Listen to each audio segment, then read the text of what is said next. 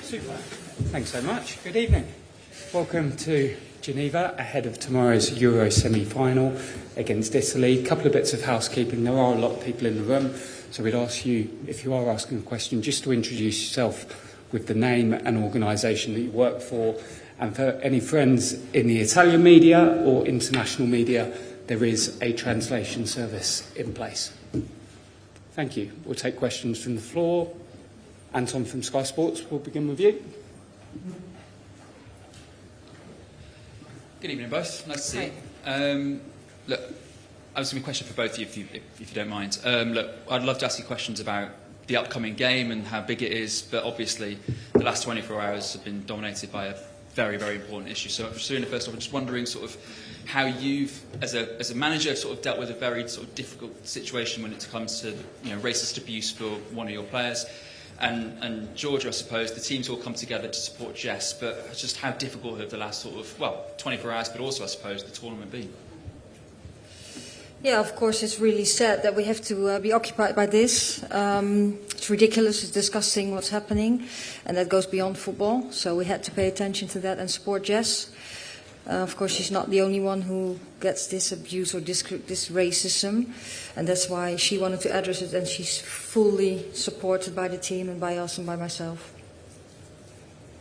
Yeah, like Sarina said then, I think if anything it's probably brought us together as a team.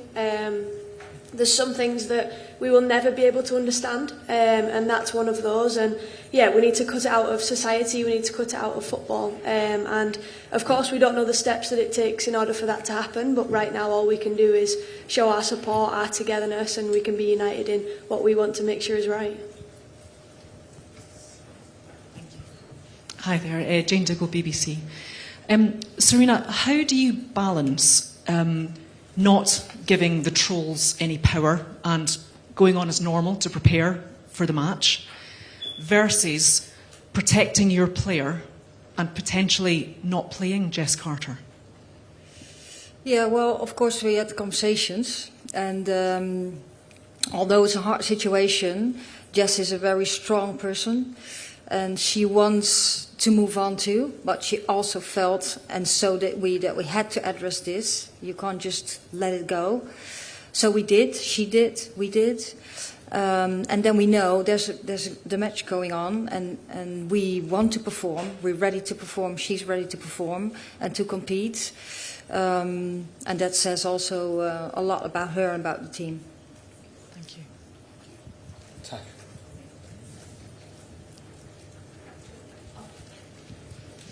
Hi. Sarina, you could become only the second manager in the history to lead their nation into 3 successive finals. Not sure you even know that, but it's a pretty incredible achievement. How much do you actually sit down yourself and reflect on these personal achievements, or are you always just thinking about the achievements as a collective and as a team? I don't. I'm just in the job now. I'm working with the team, and all that keeps me busy is the game tomorrow. And we want to win, and we are in full preparation, of course, where we have been occupied with too. But that's the only thing that keeps me busy. Maybe in 10 or 15 years I'll think about that. Yeah, I was going to say. Yeah. Well.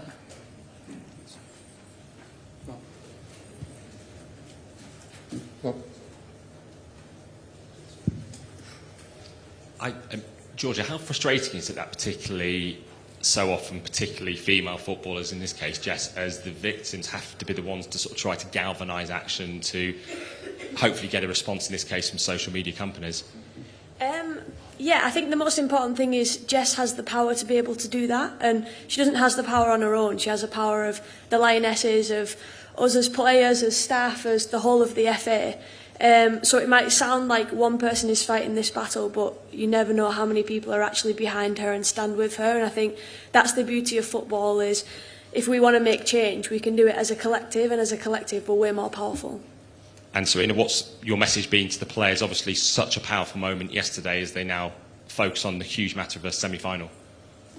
Yeah, well, that didn't need a message. I think the team came really well together, and we spoke about it, and everyone wants to perform tomorrow too, but also wanted to address this and send a message into the world. So, yeah, I think also that says a lot about the team. Thanks, Rob. We'll go to Luke Edwards at Telegraph, please. Thank you. Just firstly to you, Georgia, does it make it harder to pull on the national shirt knowing that this sort of abuse is happening? To us, the people that are being abusive and saying these things and doing things like this, they're not fans.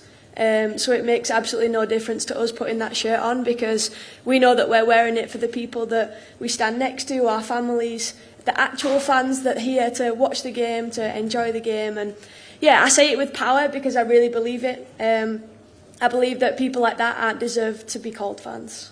And just on a slightly different tact, Sarina, have you fallen in love with England and the English people? Yes, I have, but not the ones that G was just talking about. Yeah, it has been incredible, and it is incredible, and there's just some people that do disgusting things. Thanks. We'll just go in front to Tom Garrier, The Guardian, please. Thanks. Thank you. Hi, both. Georgia, could I just ask you a bit more about the team's decision to no longer take the knee? What was the reasoning behind that, and why does that feel so important to you as players? I think it's just to change it up. We felt like the knee was just a little bit repetitive. We felt like, it come to a point where the knee isn't doing what we wanted it to do. So now our decision is to stand, and hopefully that will bring up more conversation, more change, and hopefully get the topic talking.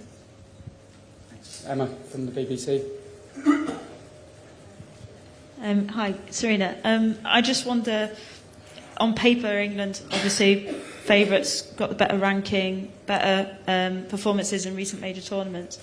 So a lot of people would be considering them to be favourites going into the semi-final. Are you having to be wary of that and, make sure that you don't potentially slip up in a game that people expect you to win? Yeah, I think it would be really disrespectful to Italy to think that we're the favourites. I think they made the semi-final just like we did, and that's very impressive for any team that makes the semi-final. So complacency is just the biggest mistake you could make. We've seen them all. You've seen them all, how they've played. So I don't think there's anything that we could think that we might be the favourite, but we have to be at our very, very best to win the game. Thank you. Kit Shepherd from The Times.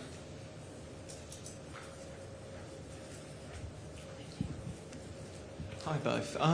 Georgia, we've heard from Piara Power, who's the head of football's international anti-discrimination body FAIR, and he's said today that by not taking the knee, that the England players are ditching a powerful action. Those are his words. Just what would your response be to that argument? I think exactly what I said earlier. We've decided not to take the knee because we want more action to be made, and we want to create more of a talking point, more of a point to make more change. I think that starts with social media. It starts with people having access to be able to do these hurtful things. Our stance and our opinion stays the same, and that's what we've decided as a collective. Thank you. And just Sarina, we saw everyone training this morning. Does that mean you're expecting to have a full complement to choose from tomorrow? That's what it looks like, yeah. We'll get to Charlotte. Hi Sarina, hi Georgia. A question for both of you. I just wondered if you could give us one positive and one negative example of how your lives have changed since Euro 2022 as a Lioness and as manager of the Lionesses. Fans versus abuse? Yeah.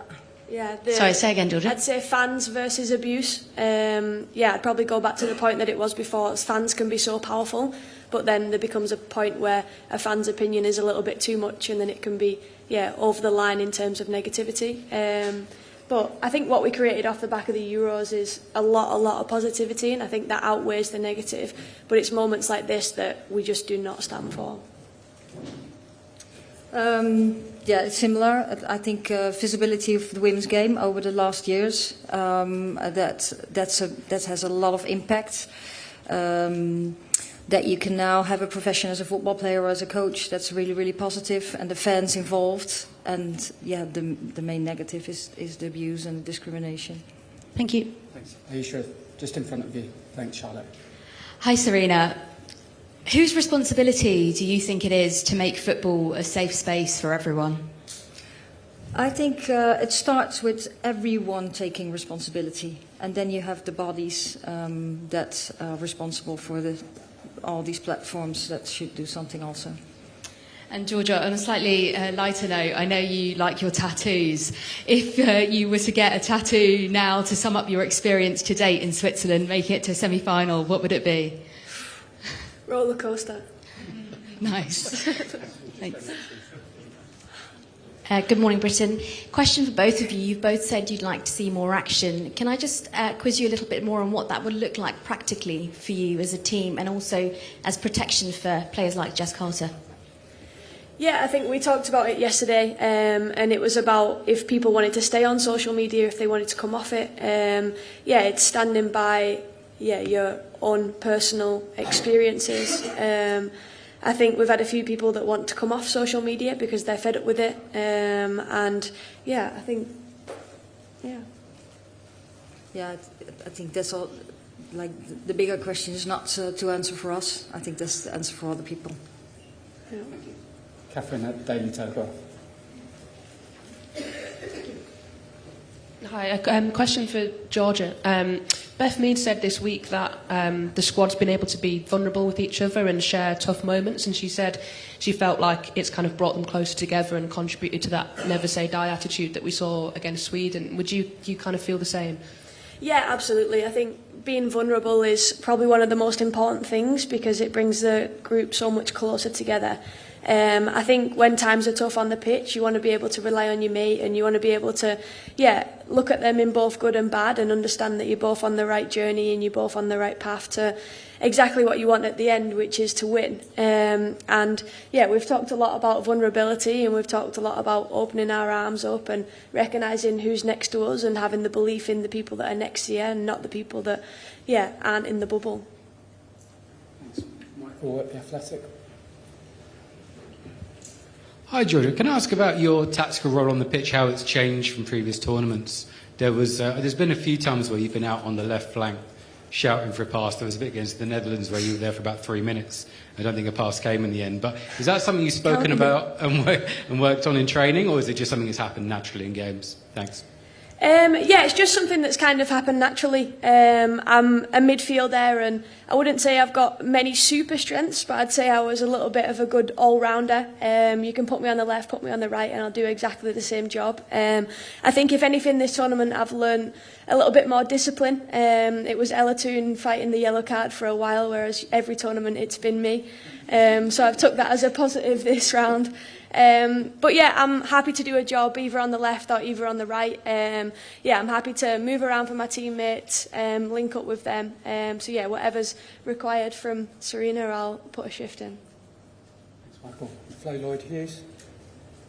Thank you.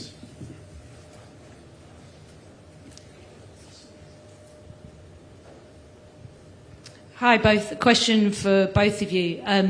Both all the recent matches that England played against Italy have really been friendlies. How do you think sides change in knockout football, in your experience, when you play a side that you've got a good record against, but mostly in those friendly matches? How do you think that those games change when it's a tournament? Tournament's completely different.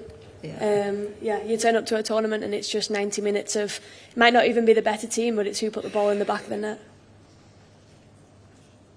Very competitive. I think we're now the fifth game of the tournament. Both, of course, semi-final.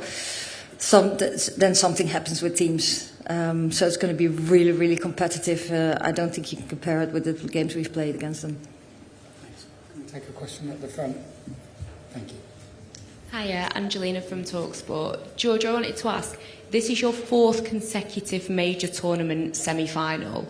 Does it ever get any less nerve-wracking? Does it get easier with time? I didn't even know. You telling me that is... Have I made you nervous now? Sorry. I'm already nervous. I'm sweating to be sat here. I'm very grateful to be in this position, and I think it's just credit to the whole of England in terms of us getting this far, the squad, the depth that we have, and just how important it is to have like I said, such depth in the team that brings such quality, and you can see it in the games that we've played so far and how important the substitutes have been and the finishers of the game. And they've come on, they've scored, they've made a difference, and exactly like the Euros last time, we relied so much on Alessia and Tooney coming on and changing the game at about 60, 70 minutes, and it's exactly the same this year. You see the strength and the depth within the squad, and utilising it is the most important thing. Thank you. Thank you, Adrian. Georgia, another one. Sorry. Adrian from TalkSport. I spoke to you after the Spain game in Barcelona. You played the first half, and you worked so hard in that half, but you just come back from injury. All the time you're out, just tell us a little bit about the journey, the emotional journey of not knowing whether you were going to make it or not, and how was that for you, and how does it feel now that you've made it and you're here? To be honest, I still have to pinch myself. I do feel like I'm super grateful to be here. I think when you are out injured, and when I look, in that time you do realise how much you enjoy going to work every day, how much you enjoy stepping out on the grass, and I really, really missed it. But I think you almost just slot back in. It feels like the time hasn't gone. Now I'm in this situation. At the time I wouldn't say that, but now I'm in this situation. I feel like, the time's gone really fast. And I'm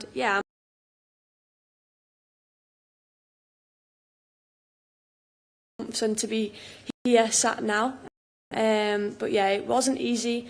But at the end of it, it's worth it when we're about to play tomorrow. And physically, how are you now? Yeah, I feel good. I feel good actually. Probably a lot better than I would have felt if I'd have continued a whole season. I feel faster, fitter, stronger. Wow, that was terrible. Than I've ever felt before. I think I really needed that time to work in the gym, work on my weaknesses. It was 10 years of playing football without an injury, so I might have needed something. Thank you. Can we go to Tom Victor at Daily Mirror, please? Tom. Thank you. Hi both. Just want to ask about Leah Williamson. Obviously she couldn't finish the game against Sweden, back in training today, and just what does that say about her resilience and kind of fight to be back in contention to feature?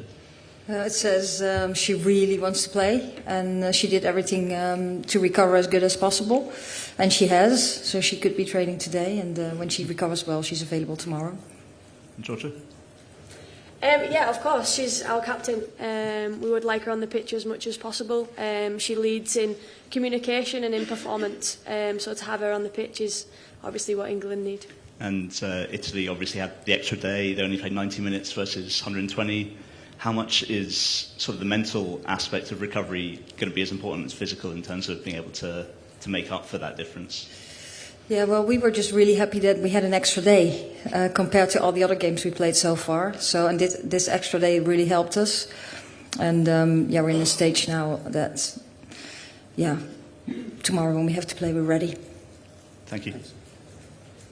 Sarina, Georgia just talked about the importance of substitutes, and I wanted to ask you about Chloe Kelly's impact. How did you describe her qualities as a player, and what are you expecting from her on the semi-final? Well, of course, what I said before, in our squad we have, for the same positions, we have different players with different attributes to the game, and that's what she brought when she came on, and that's what we hope she will bring too, and she showed that she was really ready. With her, she could cross the ball with right and left, and that's exactly what she did when she came on the pitch, and that was necessary in the game, and came on really sharp. But I think all the substitutes that came on were really sharp and did their job, and it was a hard fight, but we went through. So that's what we hope that the players bring when they come on the pitch, and that's what makes the team strong. Thank you. Thanks. Hello, my name is Christiana with the German press agency. I would like to know from both of you how much you practiced penalties in the last few days, and whether you've seen some movement and improvement. We practiced hours and hours. No, we didn't.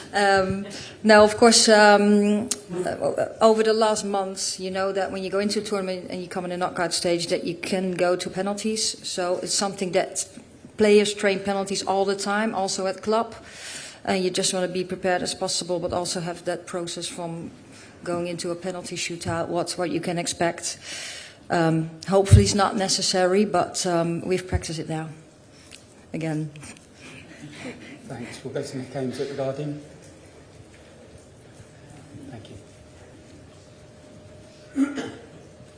Hi, question for either of you, but maybe to Georgia.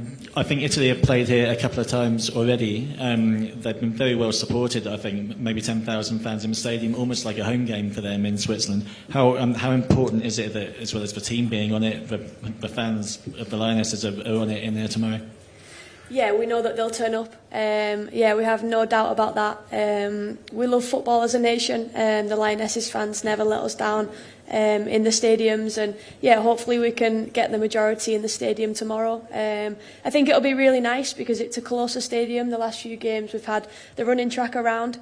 So yeah, I think it'll be quite nice because it'll be quite intense, and hopefully there'll be a lot of noise. Thank you. We'll take two final questions. Tom Gary at The Guardian, Emma Sanders from the BBC. Tom. Hi, Sarina. All the subs who came on played so well in the quarter-final, obviously making a big impact. So have they given you any headaches for your selection? Well, we have headaches all the time because I think a lot of players can play and can start. That makes, I've said a couple of times, that makes the team so strong. So before every game we take a lot of things in consideration, and so we do also for tomorrow. Can I just check team news? Obviously, you said Leah's fit. Is everyone else fit? Yeah, thank everyone's fit. I asked that question in the wrong context because it came after asking Georgia Stanway about the abusive fans. But just what is your relationship like with England as a country and the people? Have you built a deep affection for our style of football, for the way we support football? That depends on what you really mean with the question, the deep connection. I think a deep connection you build with your family and the closer connection with the team because I'm around them all the time and around the people I work with. I just what I really see, like how football and sports is into into England is just really impressive and just very nice to be part of. Okay, we will take one final question from the gentleman at the back and then we'll conclude there.